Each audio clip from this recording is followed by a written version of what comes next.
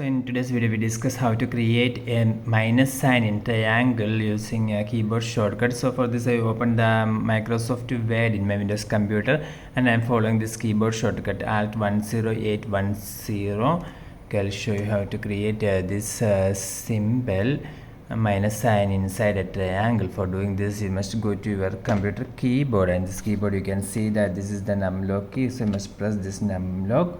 Now we have enabled the numlock. Now you can see Alt key on the left side of the space bar. You must press and hold this Alt key. You do not remove your finger from this Alt key. At the same time you must type here 10810. After typing 10810 you can simply release your finger from this Alt key.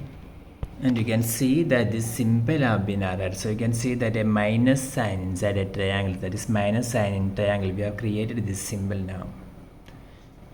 For more videos you can subscribe Engineers Online. Thank you.